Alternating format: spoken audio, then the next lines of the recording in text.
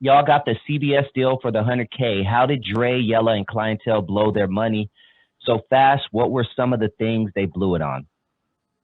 First of all, it was Dre, Yella, and Shakespeare. Wasn't Clientele. Clientele didn't go to CBS with us. Shakespeare, he came in. Clientele left after the World Class album. Shakespeare came in on that tour, and we agreed to give him an equal share because he was holding his part down. You ever see the movie Five Heartbeats? After they get their first check from Big Apple Records, scene where all the guys from Five Heartbeats, everybody kept buying a bunch of shit. Everybody got 2 or 3 Cadillacs or all kind of cars, right? That's how it was at my house. I already had the 635 BMW. I bought that before I left the Eve. I bought me a 635. I always wanted a 635, sitting on Lorenzo's. I had one. I wanted when I bought it. I had an RX-7. Dre bought my RX-7 when I bought the Beamer. Yella bought a Porsche. Shakespeare bought a 260Z, and we got all these foreign cars in front of my house. We like the Five Heartbeats. Everybody got a foreign. Ain't nobody got a Chevrolet, nothing. Ford, nothing. Dodge, nothing. We all got metric parts on our cars and shit. And they went through their money so fast because Dre loved going. He loved buying clothes.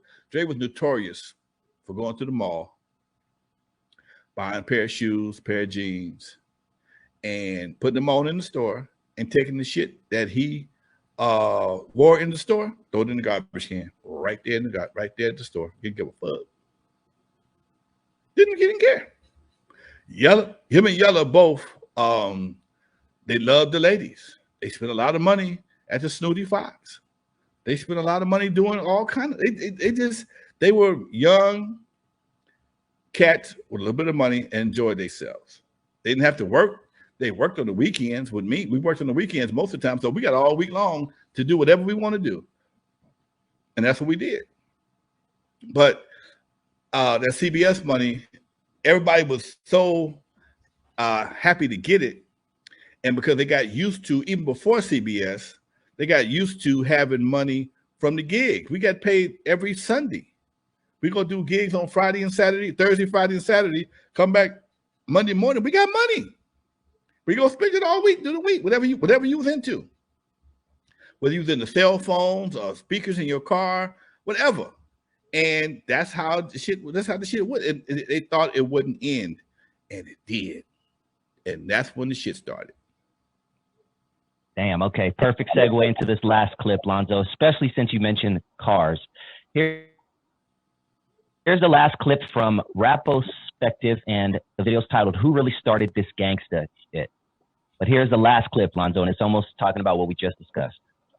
Plus, both DJs felt underpaid, especially after Lonzo skimmed most of the advance from the ill-fated Wrapped in Romance. And for Dre in particular, having 2 kids and driving around in a beat-up Mazda RX-7 were additional motivating factors. A beat-up. After you just discussed all the cars, you talk. Look here. I ain't never had a beat-up car in my life. When I sold him that car, it was pristine. All my cars are clean. I'm a car dude. He wasn't a car dude. I was a car dude. I'm a car dude. I wash my car daily. I keep my cars waxed. I keep my cars clean. My car right now is a little bit dirty because it's been raining. Other than that, my shit is gonna be clean tomorrow. Skim. And this is the part that I understand that they didn't understand.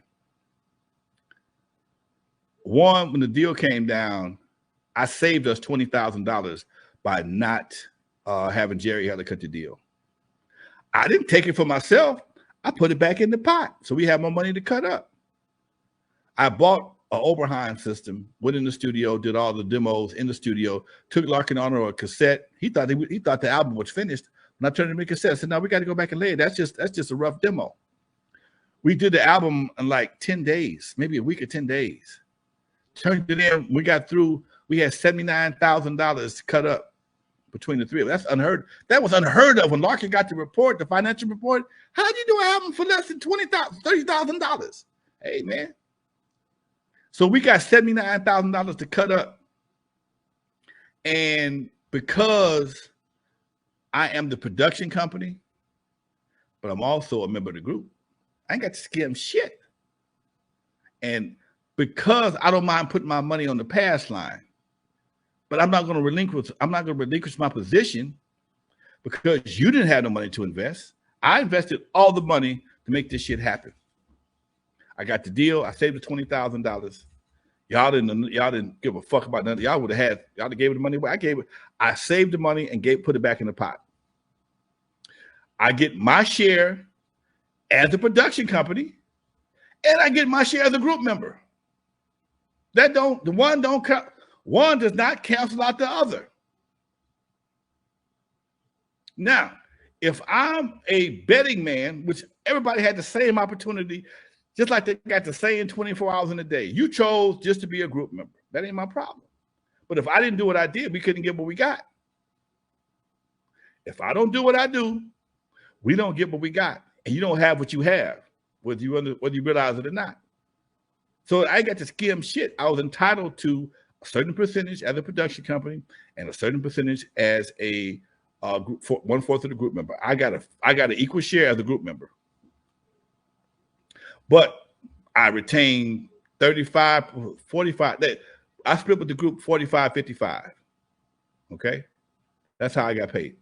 They got 45% of the 100,000, whatever was left of the 140,000. I didn't get a part of that because I got mine on the other side. That's right. I got mine on the other side. That's how they worked it out. I got a bigger share overall. So yeah. And people are, again, I'm always the bad guy. I'm always the bad guy. Okay. I wouldn't mind being the bad guy if I was the bad guy. I'll tell you what the fuck I did to be the bad guy. But I'm the fucking hero that just got to put a 0 on his back. Y'all got my S fucked up. My 0 need to be an S because I saved this whole goddamn thing because wasn't nobody else in position to do what the fuck I was doing. Nobody was in position. Nobody had the desire, the vision, the financial support to do what I did. Nobody. Cool Herc.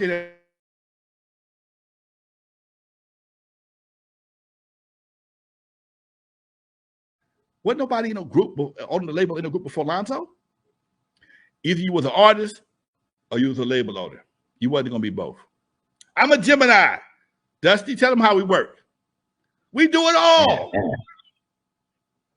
I'm just as comfortable in the boardroom as I am in the stage. Octopus arms. I'm just as comfortable in the boardroom as I am on stage. So I'm not gonna be a one-trick puppet, a one-trick pony, because you're a one-trick pony. Maybe that's a blessing and a curse on my side. Because sometimes I talked about this with one of my partners. Sometimes being too diverse can be a problem because you can do so much. It helps you from focusing. And maybe I do have a touch of ADHD. I don't know, but yeah, I'm pretty sure I do. I know I do. So yeah, Doc. And there you have it. Rapo Spectrative. Get your shit together. And if anyone out there listening wants the real story, all you got to do is just pick up Alonzo's book or find out where to get it. It's online. I mean, really just go to the source, man. Shit, hit up Alonzo on Instagram DM, man. He'll probably hit you back right away and give you the real shit. But just to be putting some BS out there that you're not sure of, that's just crazy to me, man. But any last words before we hit him with that outro, Alonzo? This show flew by. Yeah, I have seen Set in the West. My partner did that project, and most of the footage in there belongs to me. Yes, it does. Most of the footage in Set in the West is from my archives. Because is that a documentary that came out? That's a documentary that came out a few years ago. My buddy of mine did it. Wolfgang, they called it Wolfgang. Wolfgang, not Amadeus. Bodie. I did the project. Needed some filler footage, and I'm the only one got that kind of shit. Everybody in the documentary, most of the shit you see in there, from all the videos and pictures, most of it's mine. Because a lot of people are just talking. They ain't got no receipts. I got receipts up their ass. That's what I do. That's why I'm the Godfather. There it is, baby. Hit him with that outro, Lonzo. For those who never heard of me, I'm the first one to put Dr. Dre in the surgery, stuck Ice Cube in the freezer until he got cold on the eve after dark, 50-yard line to Super Bowl. In the movie Straight Outta Compton, they played me like a hater of rap. Don't believe that Hollywood bullshit because it was all cap. My history goes deeper than you will ever know. Just remember that N.W.A. stands for not without Lonzo. Peace, y'all.